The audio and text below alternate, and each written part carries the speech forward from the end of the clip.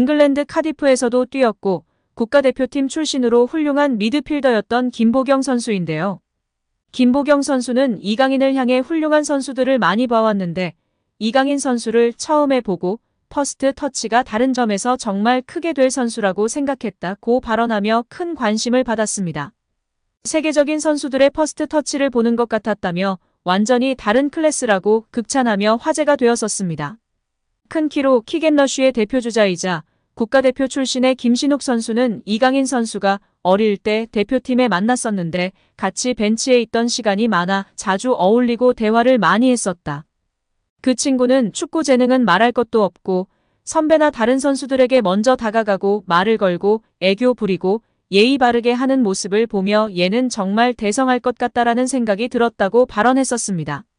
발렌시아의 유스 코치이자 현재는 바르셀로나 유소년 디렉터를 맡고 있는 모촐리 코치는 이강인의 왼발은 왼손처럼 정확하다. 그의 재능과 플레이 스타일은 다비드 실바를 닮았다. 실바와 같은 레벨까지 성장할 선수라고 확신한다고 극찬하기도 했습니다.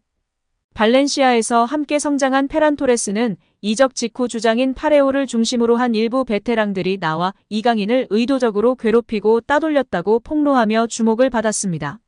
이후 이강인을 향한 구단의 기다림과 대우가 아쉽다. 이강인에게 충분한 기다림과 출전 시간을 보장해줘야 한다. 그의 재능에 맞게 대우해야 한다고 발언하기도 했습니다.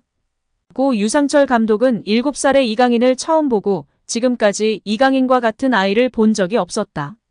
정말 엄청난 재능이라며 극찬했었습니다. 이후 방송이 종료된 이후 개인 아카데미인 UBFC에서 따로 이강인을 계속해서 지도했고 이후에는 인천의 축구 명문 초등학교 진학을 도왔고 스페인 유학을 권유한 것으로 알려져 있습니다. 또한 마요르카 동료였던 무리키는 인터뷰에서 이강인과 함께한 것을 영광이었다고 말할 날이 반드시 올 것이라고 확신한다고 발언하며 이강인에 대한 애정과 존중이 묻어나는 발언을 하기도 하였습니다. 여기에 주민규와의 단독 인터뷰가 화제가 되고 있는데요. 다양한 이야기 속 이강인 선수와 관련한 일화가 화제가 되고 있습니다. 주민규는 지난 3월 북중미 월드컵 아시아 지역 2차 예선을 앞두고 33세 333일이라는 나이로 국가대표 최고령 최초 발탁 기록을 썼습니다. 앞서 지난 6일 싱가포르전에서는 34세 54일 나이에 데뷔골을 터뜨리며 관심을 한몸에 받기도 했습니다.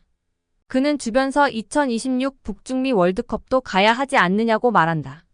물론 마음속엔 있을지라도 생각하지 않으려고 한다. 현재에 충실하며 많은 골을 넣는 게 목표라고 말했습니다. 그런가 하면 주민규는 대표팀 합류 당시 주장 손흥민을 비롯해 조현우, 엄원상 등 동료들의 도움이 컸다고 말했습니다. 내가 낯을 많이 가린다. 또 나이가 많아 당장 어울릴 사람이 없지 않을까 걱정했는데 동생들이 다가와 줬다며 고마움을 전했습니다. 그러면서 막내급 1원 이강인과 있었던 에피소드를 언급해 시선을 끌었습니다. 인터뷰에 따르면 지난 소집 기간 식당에서 이르게 식사를 마친 주민규는 디저트 코너에서 과일을 가져와 동료와 나눠 먹었습니다. 그때 이를 바라본 대표팀 선배 이강인이 주민규에게 형이 나이 가장 많은데 왜 과일을 직접 떠오느냐며 웃었고 이에 주민규가 내가 나이가 뭐가 중요하냐. 나중에 너도 나이 들면 형처럼 하라고 했다고 말한 것으로 알려졌습니다. 해당 일화를 전하며 주민규는 강인이나 다른 동생들이 먼저 장난도 건다. 처음엔 나도 조심스러워했는데 생각보다 다들 순수하고 좋더라고 덧붙였습니다. 이강인 선수가 본 바로는 나이가 많은 선수는 직접 과일을 떠오지 않는 문화였는데 주민규 선수가 직접 과일을 떠오는 모습에 웃으며 이야기를 한 것 같습니다. 그리고 주민규 선수는 이강인 선수나 다른 동생들이 친밀하게 먼저 장난도 치며 다가와 주고 대화를 나누고 지내다 보니 다들 순수하다며 대표팀의 분위기를 전해주었습니다. 한편 주민규 선수는 앞으로의 계획에 대해서도 언급했는데요. 그는 매체에 40살까지 하고 싶다며 축구 자체를 정말 좋아한다. 한계를 두지 않고 도전하고 싶다. 은퇴하더라도 축구할 것 같다. 누군가는 은퇴하면 질려서 안 한다는데 50대가 돼서도 조기 축구회에 나가서 할 것 같다고 말했습니다. 홍선홍 국가대표팀 감독이 이강인을 선발할 것이라고 생각하는지 묻자 그렇다면서 이같이 답했습니다. 김남일은 어떻게 보면 아무렇지 않게 넘어갈 수 있는 일들이라며 저도 선배들하고 싸움을 많이 했고 욕하는 경우도 있다고 말했습니다. 그러면서 내가 하고 싶은 말을 못하는 게 오히려 더 아닌 것 같다며 선수들끼리 다툼도 있을 수 있고 이견도 있을 수 있다고 언급했는데요. 특히 김남일은 개인적인 생각이지만 강인이를 대표팀에 데려가야 하는 이유는 앞으로 한국 축구를 짊어지고 가야 할 선수 중 하나이기 때문이라고 강조했습니다. 이어 김남일은 지난 아시안컵 때 이강인과 손흥민이 갈등을 겪은 이른바 탁구 사건과 관련해 감독, 리더의 문제로 그걸 거기에서 끝냈어야 했다고 일침했습니다. 선수들의 갈등이 해외 매체에 먼저 보도되고 이례적으로 축구협회가 빠르게 확인을 해주면서 축구협회와 리더십의 무능에 대한 화살이 선수들에게 돌아갔다는 점을 지적한 셈입니다. 여기에 이강인의 활약에 고무된 김도훈 감독은 공개적인 자리에서 특급 칭찬을 날리며 화제가 되고 있습니다. 지난 9일 김 감독은 국내 매체와의 인터뷰에서 이강인의 이름을 직접 언급했습니다. 김 감독은 이강인은 솔직히 계속 칭찬을 해줘야 하는 선수라며 축구 선수로는 최고의 테크니션이라고 생각한다라고 말했습니다. 이어 오른발, 왼발 가리지 않고 모든 플레이가 탁월하다라며 메시가 뛰는 모습을 보는 것만으로도 영광이라고 느낀 적이 있는데 이강인 그리고 손흥민 역시 동시대에 볼 수 있다는 게 자랑스럽다라고 덧붙였습니다.